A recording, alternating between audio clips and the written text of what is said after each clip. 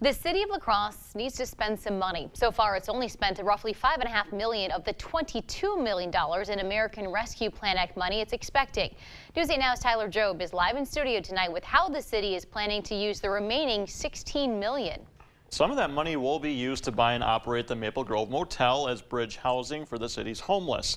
And now the Common Council president says there's a new rule that would allow a chunk of what is left over to be put into next year's operating budget. You may have seen ARPA funding in the news. The city is expecting to receive $22 million in American Rescue Plan Act money. It's only committed to spending $5.5 million of that money so far. A little over $16 million is still left to be for the council to say, yes, these are the types of projects we want that spent on. According to the city's ARPA fund allocation list, these projects address supporting child care, giving grants to small businesses, and providing down payments to help out low-income families. Emails have come in, phone calls from residents, businesses.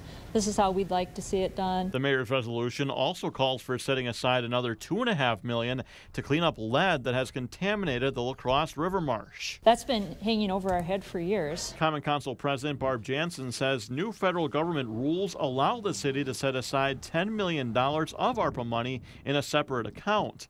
Those funds would address projects not currently on the ARPA eligibility list, like property development. Janssen says the dollars would also cover part of next year's operating budget, keeping property taxes lower. So it actually increases our flexibility, I guess, to serve the needs of our residents. The city received the first half of its ARPA funds last spring. It is yet to get the other half, but Janssen says it should arrive around the same time as last year. The deadline to spend this money won't change, which Janssen says is by 2024. We're going to make the money go as far as we possibly can. A rare opportunity to use tens of millions of federal grant dollars to improve where we live. Mayor Mitch-Reynolds sponsored the resolution that describes where all the money is going. A city committee will be voting on the resolution tomorrow at the Southside Neighborhood Center. Amy? All right, thank you, Tyler. And after tomorrow night's vote, the proposal will then move on to the full Common Council for a final recommendation.